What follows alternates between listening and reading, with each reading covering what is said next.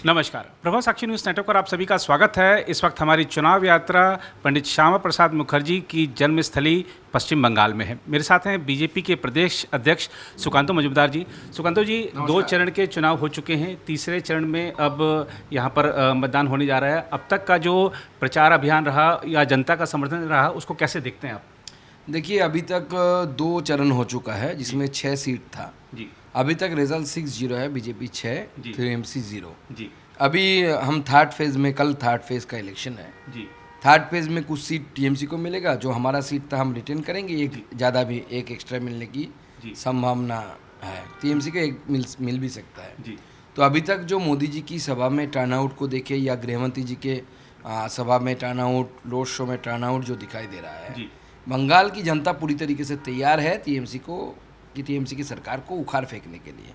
जी। और बंगाल की जनता इस मूड बना चुकी है जी कि तीसरी बार देश का प्रधानमंत्री नरेंद्र मोदी जी को बनाना है। जी तो इसलिए वो वोटिंग भी कर रहे हैं, बढ़ चढ़ के वोटिंग कर रहे हैं। बाकी देशों के तुलना में वोटिंग परसेंटेज बहुत यहाँ पे हाई है जी और जनता निकल के वोट दे रही है और मोदी जी को आशीर्वाद कर रही है। जी, बिल्कुल। और ख़ास तौर पे हम ये देखें कि जब चुनाव होता है तो बहुत सारे प्रदेशों की एक छवि होती थी, मारपीट की, बूथ कैप्चरिंग की, तमाम तरह की होती थी, उससे वो निजात पा चुके हैं। लेकिन बंगाल की छवि वही है।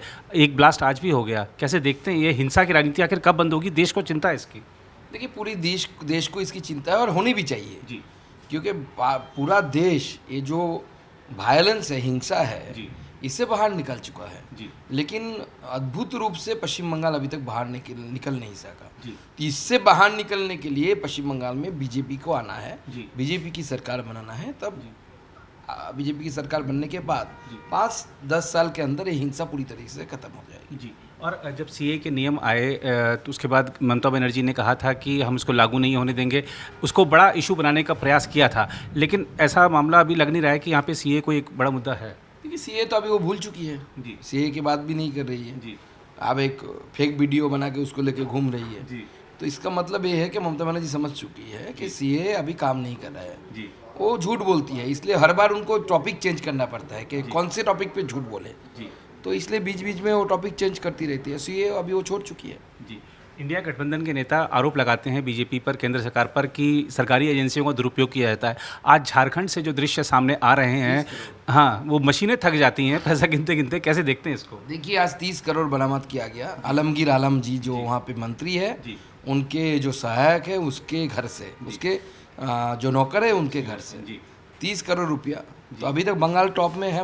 51 करोड़ मिला था पार्थो चटर्जी के गर्लफ्रेंड के घर से। जी तो हमारे इंडी गठबंधन का यही है, जी चोरों का जमावड़ा है। जी अब कौन सा चोर आगे बढ़ेगा, जी। वो तो मतलब 51 करोड़ होगा या 30 करोड़ होगा या इससे भी ज़्यादा होगा, जी वो तो आगे आने वाला समय बता पाएगा कि कौन सा चोर टॉप में जाएगा चोरी में।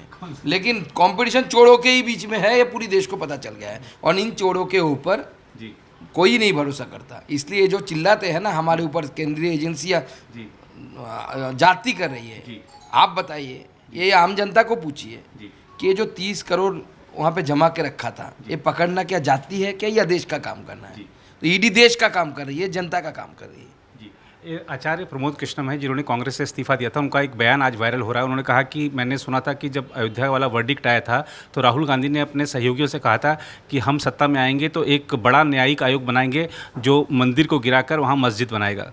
आचार्य प्रमोद कृष्णम कांग्रेस के नेता रहे हैं, उन्होंने कहा ये बात। आचार्य प्रमोद कृष्ण बहुत दिनों तक कांग्रेस में रहे और मैंने टीवी शो में ही उनको देखा है। जी और वहाँ पे जाके बीजेपी के खिलाफ बोलना, बीजेपी के विरोध में बोलना, बहुत बढ़ चढ़ के बोलते थे। जी लेकिन जब राम की बात आई, राम सबकी आस्था की विषय है, जी तो वो भी वो कांग्रेस से हट गए। जी और अगर वो एक ऐसा कह रहे हैं और राहुल गांधी जी ने अगर ऐसा कहा है, जी तो ये देश को सोचना पड़ेगा जी कि इन लोगों को जी जो अपने आप को हिंदू मानते हैं और जो राम को मानते हैं, जी उनको कांग्रेस के चुनाव चिन्ह पे बटन दबाना, जी मुझे लगता है इसके बाद पाप होगा। जी। आज इस बार अगर देखें, जो इस बार का लोकसभा चुनाव है, बंगाल में एक युवा नेतृत्व है।